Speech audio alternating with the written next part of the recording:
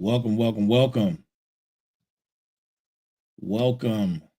You're having trouble streaming to Instagram. Give me a second, guys. I was having some technical difficulties before. Let me do a refresh.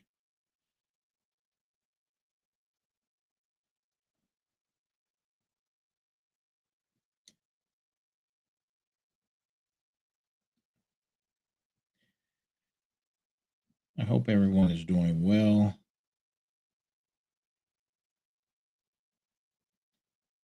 We're on episode number 42 for those who are wondering. And for all my newcomers, let's see. Hold on, let me edit this real quick. Boom, boom, boom, boom, boom.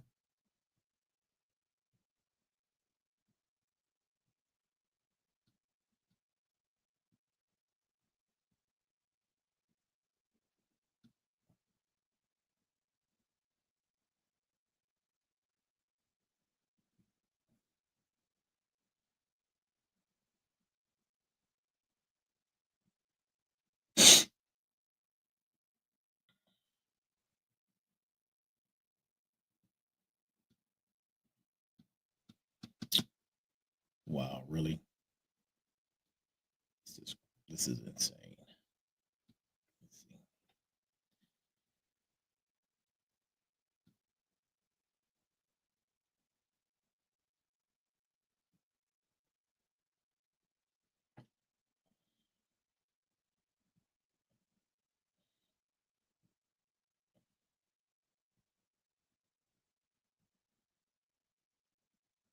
We're getting ready to get into it. Please be patient.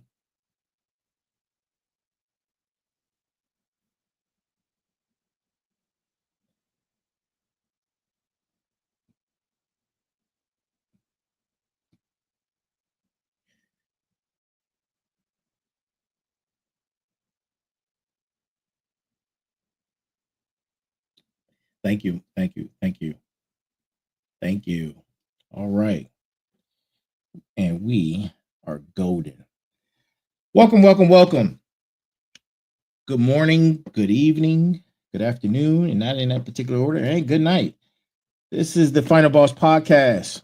And to all our viewers all around the world who are tuning in at different and various times, thank you for tuning in. Thank you for tuning in. I appreciate your support and your continued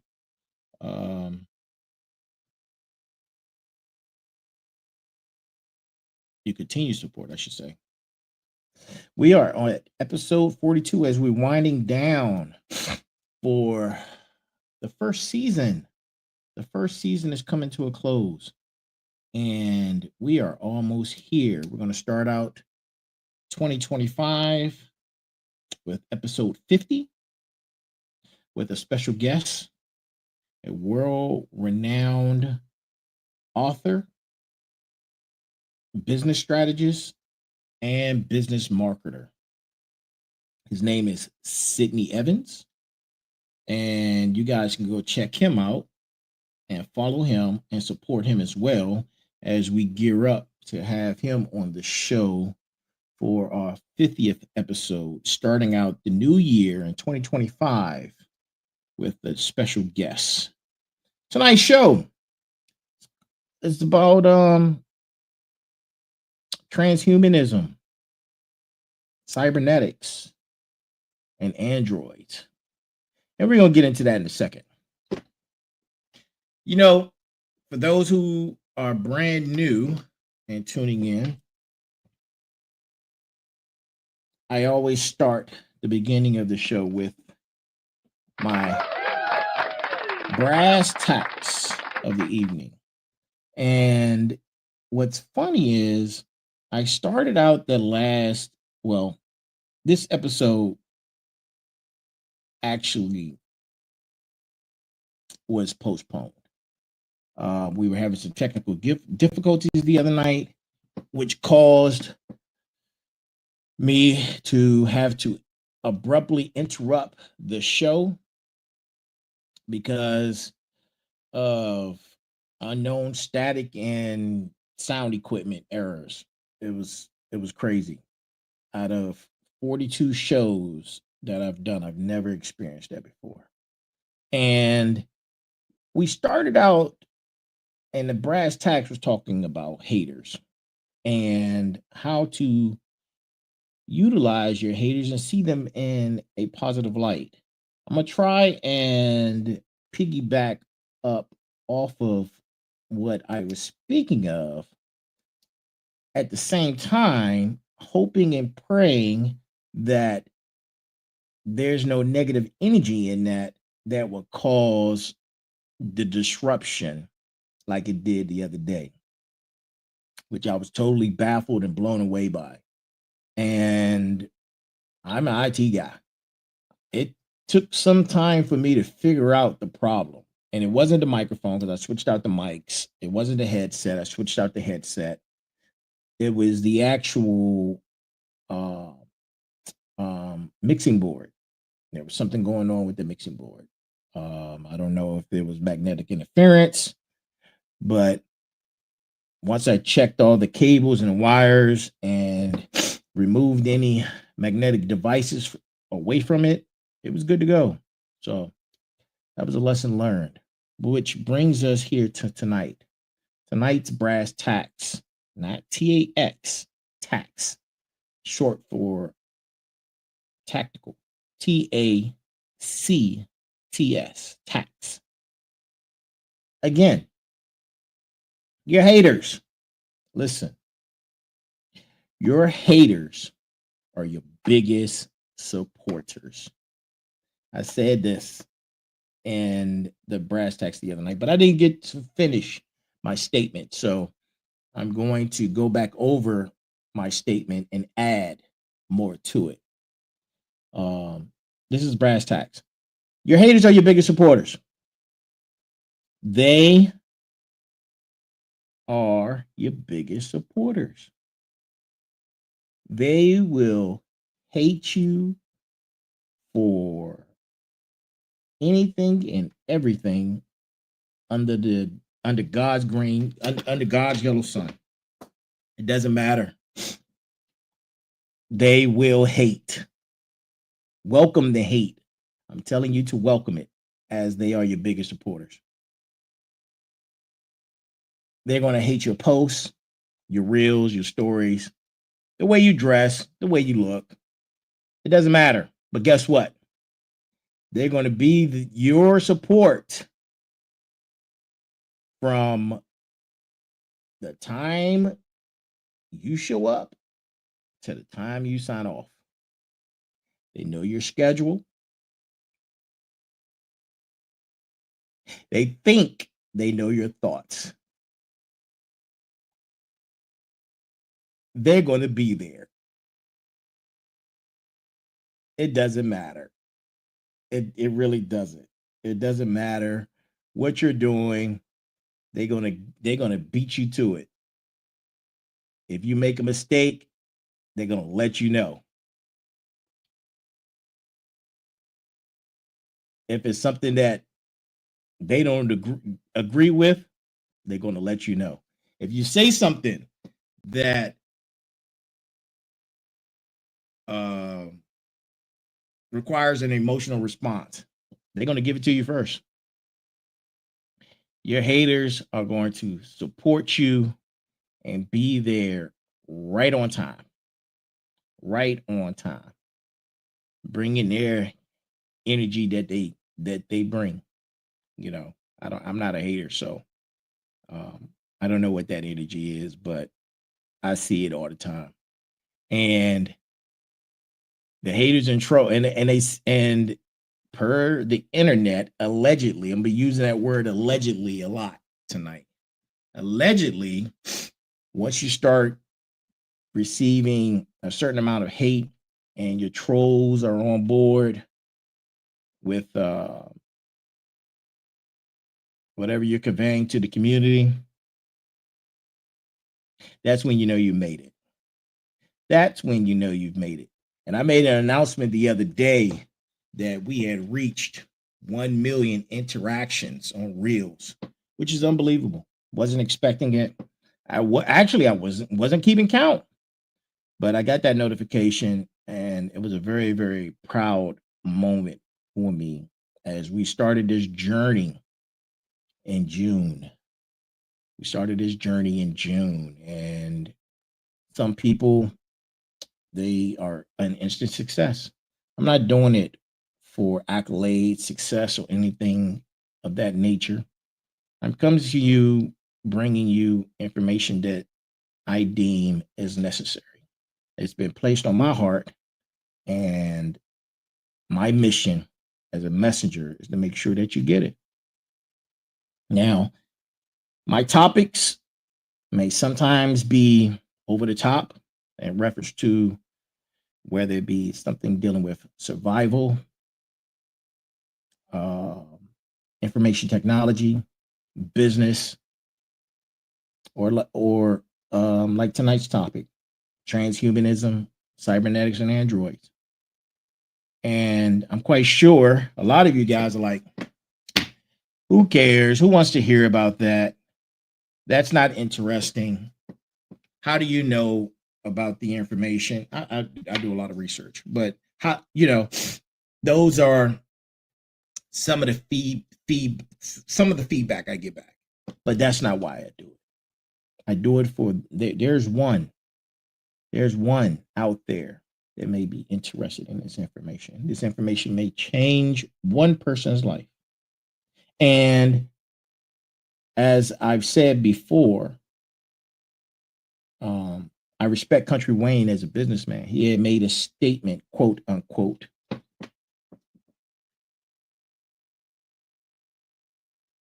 He was bringing in capital for videos he had did 10 years ago to allegedly to a sum of 30 grand a month.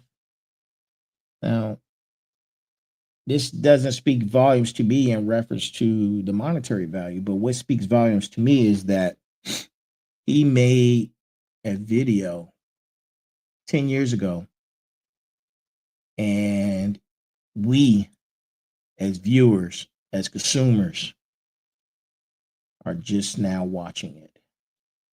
And it happens all the time. It happens all the time. So, like for tonight's topic, I don't expect this topic to resonate immediately. It's going to hit because in the future, it's going to be a conversation, because the way technology is moving, you're going to be able to say, you know what, man, Turbo the CEO was just talking about this, what, 5-6 years ago? I remember, I'm telling you, this conversation tonight is going to resonate, and you're going to be able to pick it up years down the line. So, I'm not worried about that. I'm worried about getting the information to you guys. And back to my brass tacks, talking about your haters. Your haters gonna hate on you. They're gonna hate on your shadow. It doesn't matter. They're gonna show up though. They will show up. So, shout out to the haters. Awesome. I appreciate you guys. Keep bringing the hate, and I accept it. I do. Thank you, because you're a part of this community. Whether you like it or not, you're part of the community, and you're here with us.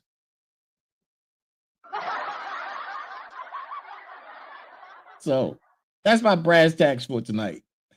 I thought you guys might find that to be entertaining.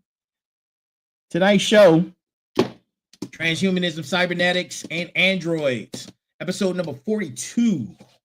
Episode number 42. We're going to close out the season at episode 49 and start 2025 out with episode 50, starting season number 2. I'll probably take a 2-week break in the middle of that, somewhere in there. to give myself some time to refresh and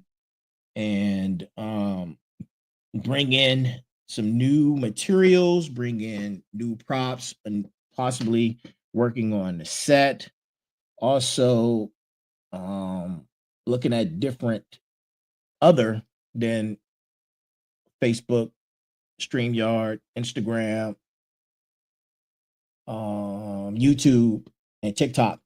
Looking at being on Spotify and Apple for podcasters. So you should be able to find us there starting in season 2. I'm working on that as we speak.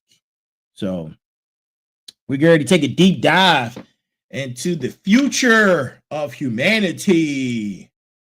Boom! Future of humanity. And this is for entertainment purposes only. And this is my opinion. Listen, sci-fi isn't all that science fiction anymore. It looks like it's becoming more science nonfiction. And especially since Google just announced and dropped their new Willow quantum computer chip. Quantum computer chipping. Quantum, which is faster than a supercomputer by a lot, by a hell of a lot. So allegedly, Google's Willow chip can process a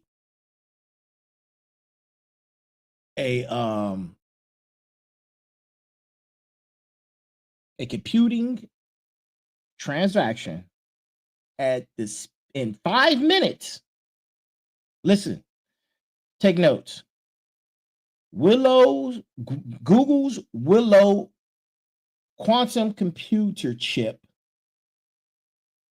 can process computations in 5 minutes that it would take a normal supercomputer 10 septillion years. 10 septillion years. Now you're probably asking yourself, what's a septillion? One septillion is older than the known universe. 10 septillion years. 10. That's 1 with 25 zeros behind it. The number 1 with 25 zeros behind it. Septillion. And it computed that in 5 minutes. You can't even fathom the amount of transactions, computing, and corrections that this thing can do in 5 minutes. We're approaching the realm of collapsing data and analyzing data at an unfathomable level. We're talking about faster than any speed known to man. That's faster than the speed of light. If you measure light, right? You shot a laser from Earth and measured the distance it would take for it to reach a point of 10 septillion years.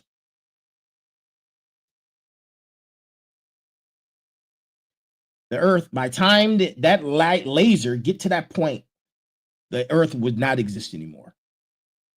And this chip, quantum computing chip, was able to do the computing of a supercomputer that would take 10 septillion years. It did it in 5 minutes. What wasn't possible is now possible. If you know technology, you will have you can start to have a clear understanding that anything that we can compute, it will be able to come up with a formula and a way to make it happen. We're talking about faster than light speed engines. We're talking about possible time travel, because in actuality, if it's computing 10 septillion years computing in 5 minutes, that's time travel. Alleged, that's time travel if you think about it, right? So with that, as we're talking about the future of humanity, and we have created this chip in the year of our Lord of 2024. Imagine a chip, imagine this chip embedding itself in AI, right? AI and robotics. Then robots and AI are fixing errors at a level that you have no understanding, faster than any human thought. There are going to be many changes in our society, the way I see it. And this is my opinion. The quest and you can go and check these some of the diaspora, no, that's not the right word. Not diaspora. I can't think of it. It'll come to me. Some of these sci-fi movies that depict the future, where the love of material things doesn't exist. It's about humanity. It's either about humanity or it's a lust for more power and knowledge. And it can be broken down. Either we're going to look into spiritual enlightenment, or we're going to have a quest for more power and knowledge. My guess, because the way I see humanity, it will be the quest for more power and knowledge. So we get to a point where there's no need for wars anymore. Let's just say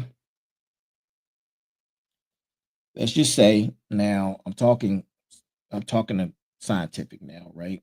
Talking scientific. Let's just say we're in this sci-fi movie. We're going to call it 2024. And in 2024, all the governments around the world, because of extraterrestrial visitations,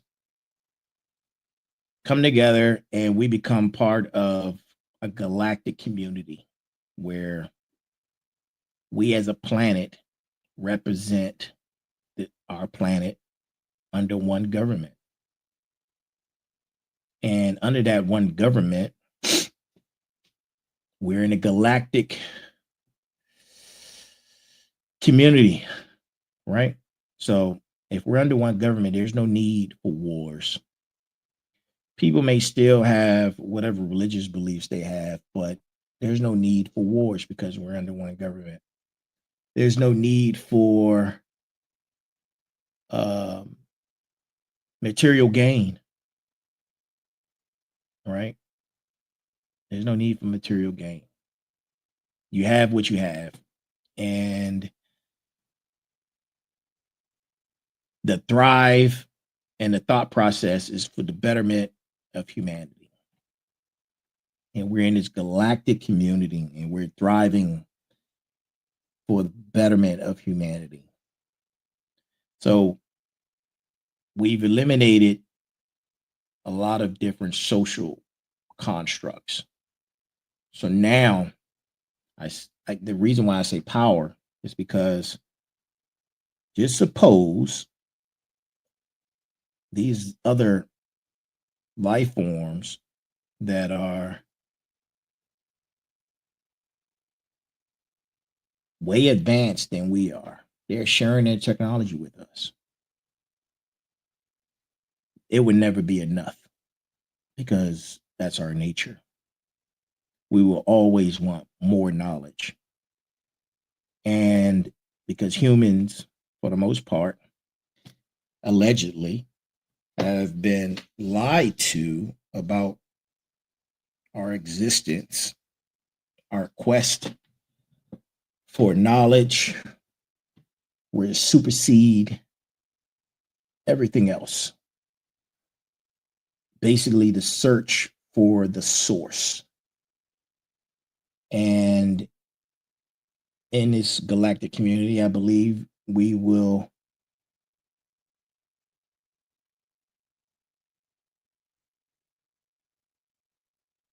share technology with all these other races that are non Homo sapiens.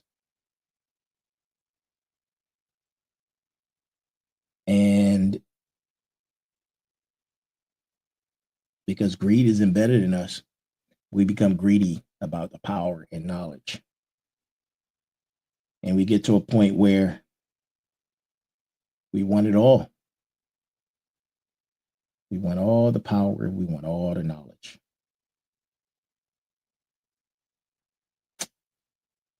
And we get to a point now, this is just my thoughts, right? Allegedly sci-fi becoming science nonfiction, where we not only entertain the idea of transhumanism, cybernetics, and androids, we get to a point where, because of technology is moving vastly faster than mankind. Technology has outgrown us. So the only way to keep up with technology is become one with technology. That's where transhumanism comes in.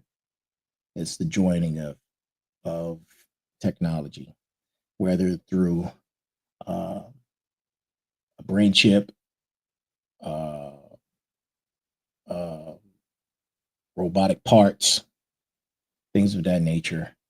And the difference between cybernetics is actually those parts. And with that, we would have all of the knowledge at our fingertips. Not like a phone, but a thought. Something you want to know, you think it is there. The information is there. It would make schools, education, all these things will become obsolete. And our quest for knowledge and power will be the only thing that humanity searches for. Oh, and perhaps mining, space mining, mining other planets, mining different asteroids, space exploration for the purpose of mining materials. Um,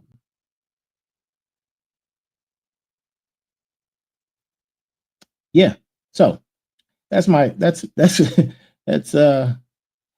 that's just some breadcrumbs that I wanted to lay out there for the foundation of um, what I'm talking about. Saying, you're probably asking yourself, why am I talking about this? I always wonder what the future of mankind as a whole, in a world that is increasingly intertwined in technology and it's constantly growing. So I just gave you basically a synopsis about technology out being vastly faster than mankind. So we're gonna talk about that. Um,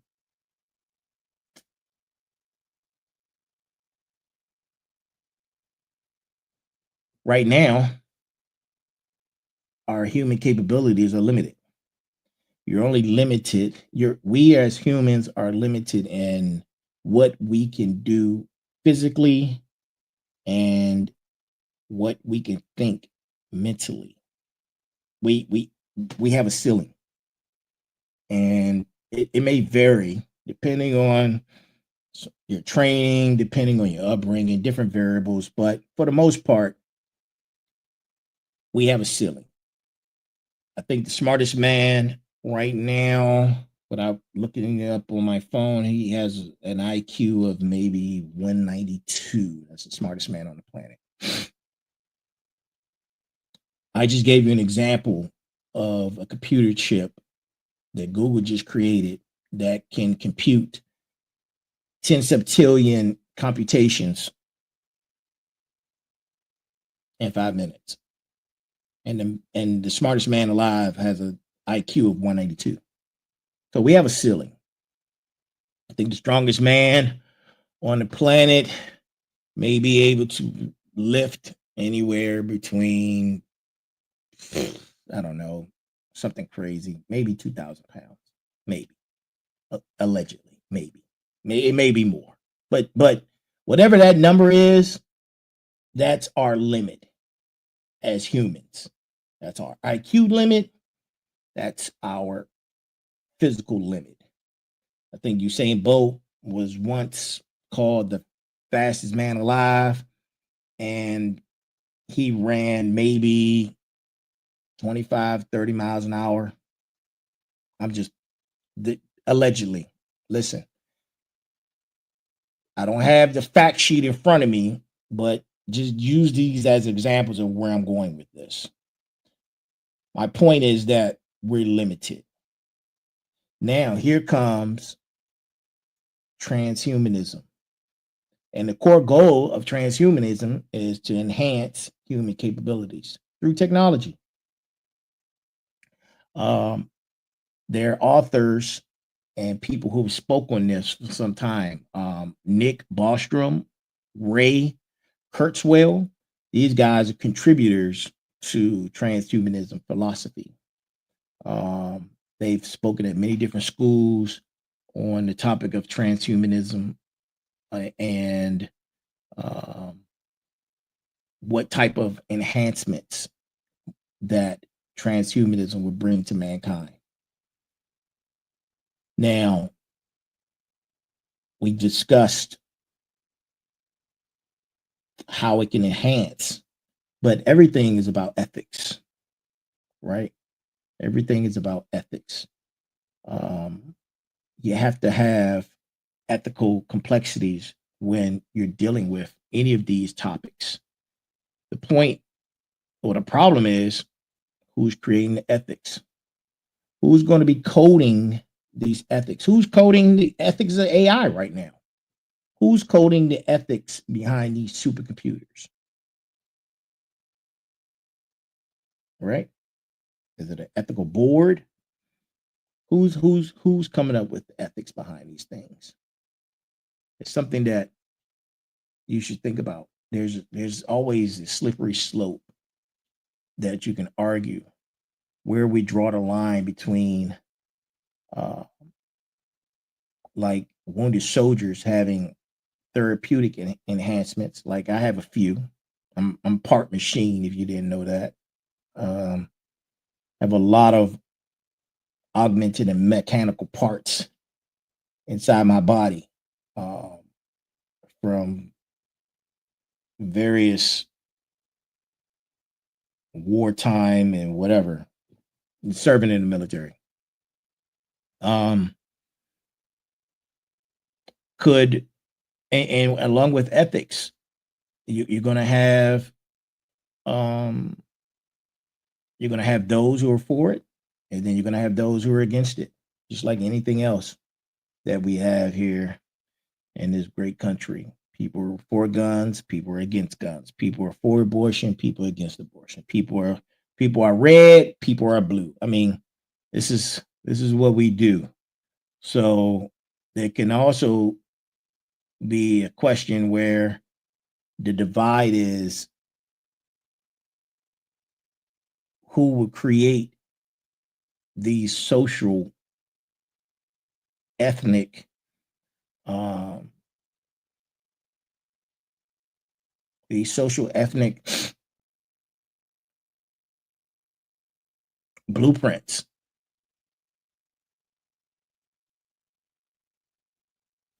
It'll be a new form, basically a new form of human, because once you start augmenting yourself with these various technologies, you're no longer human. You're something else. You're something else other than what you were created to be. And who would have access? There may be a disparity in that. Maybe there's a cost. Who would have access?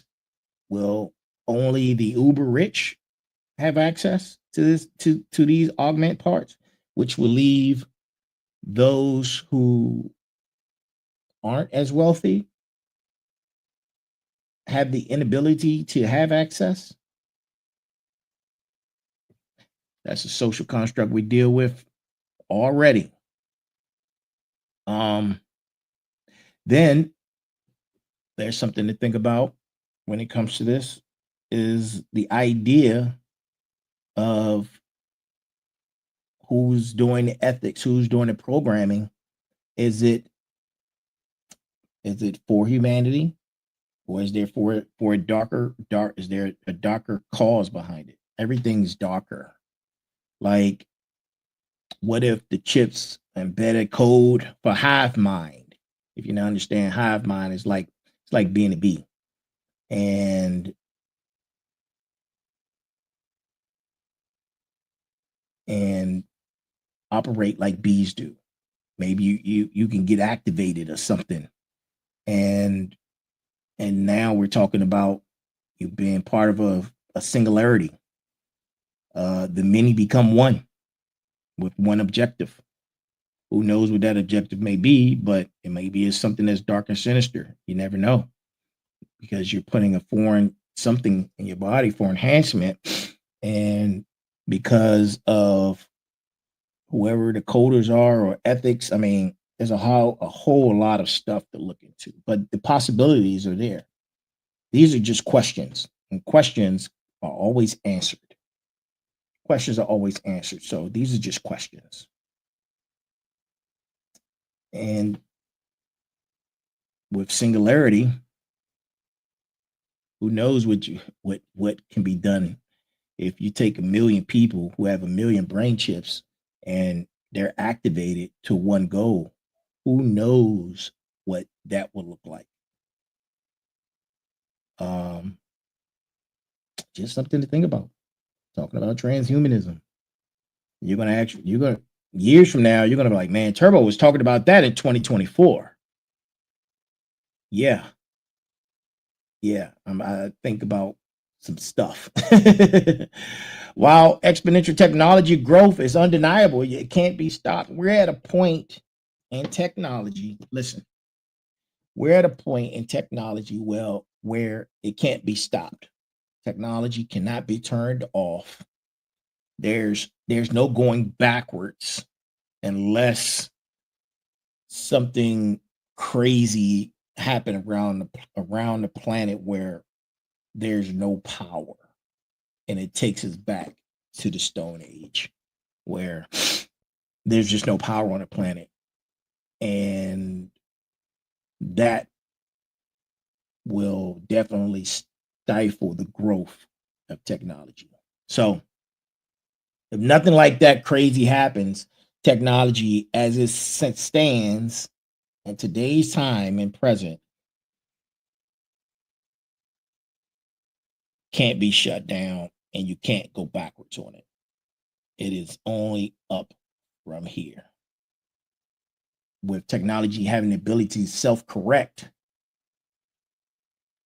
that's think about that. Technology having the ability to self-correct itself. Crazy stuff, man. Crazy stuff. So in action, I always have these call to actions. Transhumanism can showcase a lot of positives. when it comes to how it can help mankind. There's a lot of positives.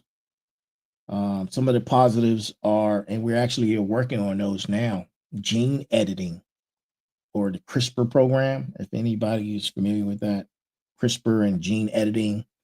And I'm not going to go into details with that, but they're working on fixing DNA in babies. Just go look up CRISPR. I'm not going into all that, but CRISPR. It's CRISPR. Go check that out.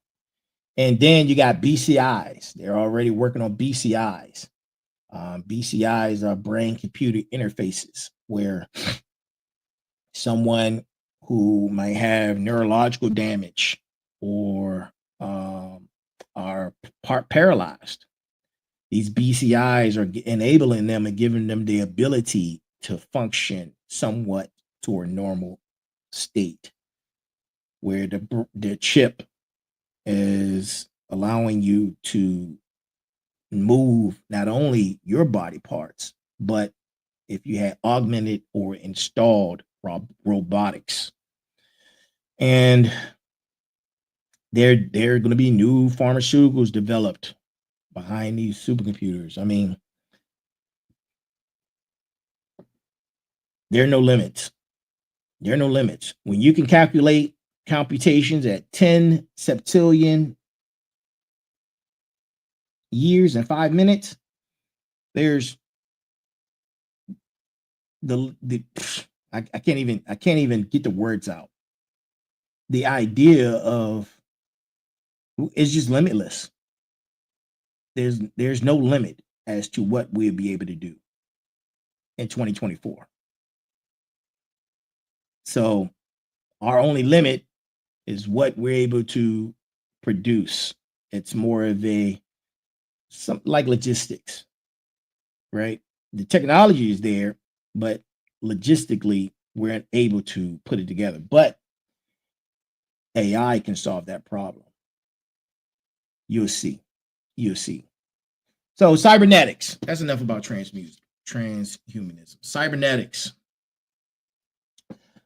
Cybernetics is different than transhumanism. Cybernetics is an integration of technology where we're talking about, you see in some of the movies, robot arms, robot legs, and a robotic eye that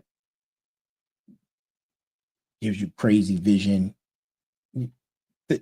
or organs. Organs. 3D machines creating organs and having robotic augmentations to function. That's happening now. That's happening right now. So, and these are for medical applications, prosthetics, implants, certain medical devices. If you think about it, I mean, people with heart transplants, people who have robotic kidneys. Oh, like me, not a kidney, but a knee, a jaw. Have a robotic jaw. Is, if you think about it, and exoskeletons. They're working on exoskeletons right now. Military has been working on exoskeletons for the last 10 to 15 years on how to enhance military personnel becoming a super soldier through robotics. That's cybernetic enhancements. There, of course, there's conversations out there where, like I just mentioned, military, but cybernetics outside of the medical realm, the medical field, using cybernetics for what I just mentioned, for military. and the workplace, where you put on an exoskeleton and now you're lifting more than what a forklift can lift because of the exoskeleton suit. Uh, the lines are always blurred, you know, and I'm quite sure there'd be criteria for us to talk about and create standards, protocols, and policies for all of these things. Um, and what would be the limits? Because if you can afford it, doesn't necessarily mean that you should become Superman because you can afford it. I mean, there's ethics in that. But these are things that we have to start having conversations about.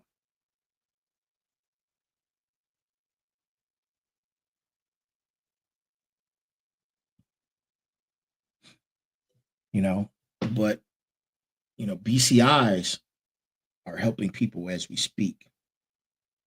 But what if you can afford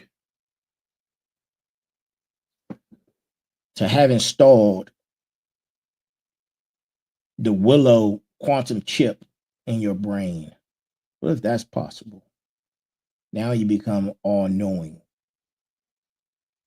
right? You have a quantum computer chip in your brain just because you can afford it, or maybe just because you created it. Makes you say, something to think about. Something to think about.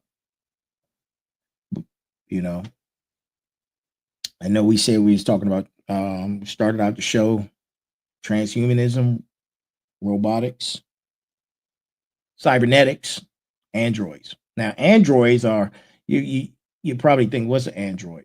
Android is more than a robot. Androids are more than robots, and they're more sophisticated than robots. A lot of robots are programmed at the moment, programmed at will, whereas androids will pretty much be self-propelled, self-reliant. Um, a lot of these androids will have human-like appearances, and we see this right now. Talking about the Tesla bots and all these other robots that, not robots, sorry, androids that are being released around the world. You've seen them, and you know what's next. There's a market for it. It's all about making money. There's going to be a market for it.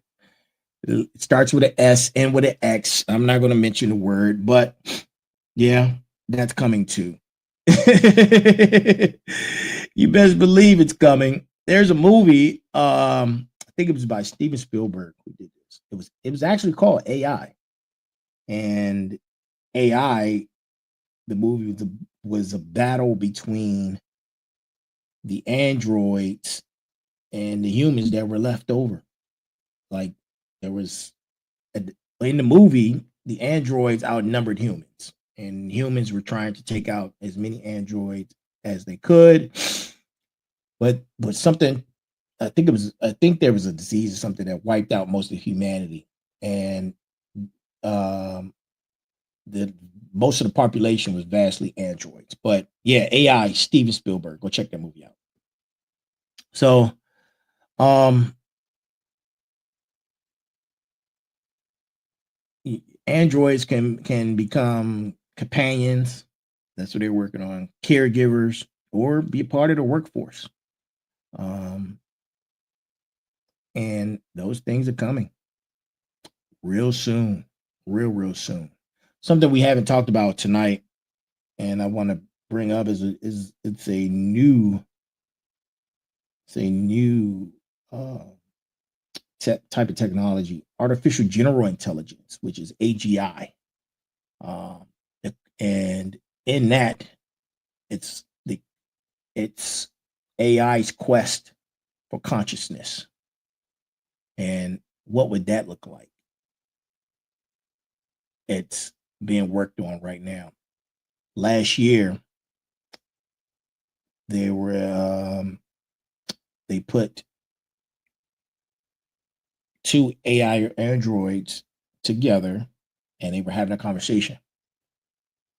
In that conversation, they created their own language, and a language that we didn't understand. They created their own language, right? So if they're able to develop speech, how far out will they be able to develop consciousness? I'm telling you, these are things to come, right? We have to, what kind of limitations will we be putting on, or how much limitations can we do? Is it still foreseeable to be able to put limitations on technology that it won't rewrite its code for seeking out consciousness?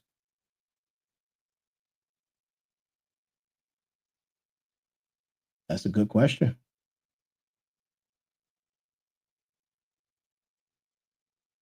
Because they can replicate human level intelligence. What they can't replicate is subjective experience. Therefore, they have to seek out what consciousness is. But with the quantum computing, it's possible. It's all possible.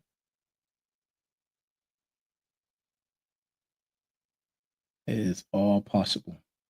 And part of what we see today, job displacement, economic disruption.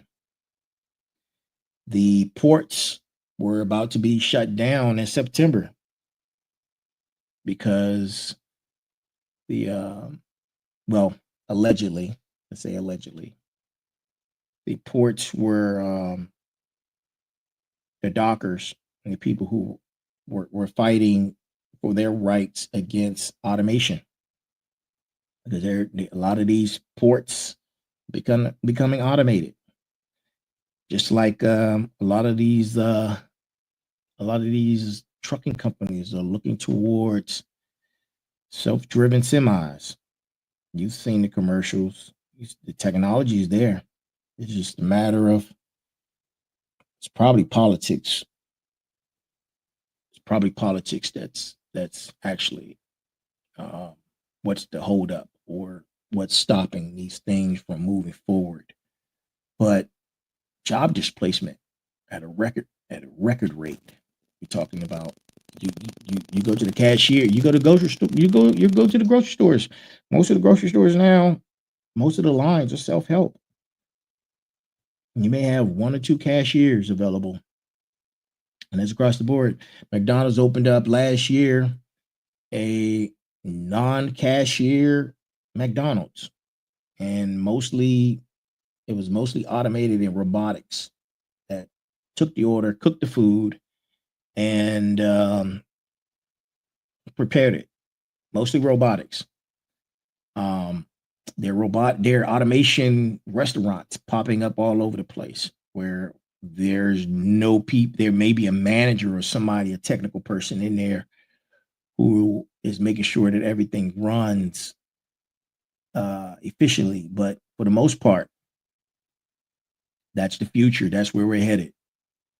And they got robots and drones delivering food, mail.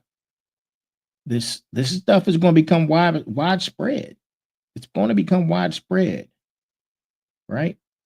Which, in my opinion, is going to help what I stated in the beginning of my argument about space exploration. I'm telling you, something's coming. I just feel it in my gut. But widespread displacement is going to be it's across the board, and it's fanning and spanning out exponentially. Um, yeah, it is. It is. It is wow. It is wow. Self-driving cars. Elon Musk just dropped a few of those last year. Self-driven taxi cab, where actually you can own and create a business behind it, and it worked for you while you sit at home. I'm just saying, um, these things can create social unrest. New legal frameworks would be needed. And I think that's why Mr. E is a part of the GOV now, because these things are getting ready to happen. Um, we already have autonomous weapon systems. I mean, it's there. You know, there are a lot of risks. There are a lot of unintended consequences that may happen. We have to think about AI safety, misuse. Um, yeah, there's robotic delivery service. Yep, yep. I mean, it's across the board. All these things are happening right now. Right now, as we wake up and start our day and commit to our normal 9 to 5. And yeah, these things are happening. So, in summary, some of the key points I want to reiterate the importance, of course, with a lot of things that I speak on when it comes to technology, the ethical and societal implications of technology. Who's coding? Who's creating the ethics? That's a question that we have to talk about. I'm thinking that this is going to be a two-parter. I'm going to develop some questions and in relation to this episode, something I've never done before. And on this next episode, we're going to talk about the questions and answers as it relates to this topic: transhumanism, cybernetics, and androids. Well, I know I put out a lot of information. I know who those who are tuning in are probably like, I don't need this. Why does this pertain to my life or what's going on? Because it may not now, but it will very soon. It will very soon. I apologize for the serious tone, but this information, again, like a lot of the episodes I have, is I believe is pertinent to those who deem it pertinent. We're going to see a lot of changes in the next year or two. Remember, 10 septillion years and 5 minutes. 10 septillion is older than the known universe. And I gave an example of how you can measure 10 septillion. Take a laser, you point it in a direction, and wherever it reaches at 10 septillion years, you measure that, and that's the distance and the time it takes to get there. Google was able to figure that out in 5 minutes. So anything is possible. Anything is possible. Well, that's our show for tonight. Thank you for joining us. Please like, share, and subscribe the material. Continue to support us. If it doesn't resonate right now, it will in the future. Just come back to it. It'll be here. I'm Turbo, the CEO. This is the Final Boss podcast, and I'm signing off. You have a great night. See ya.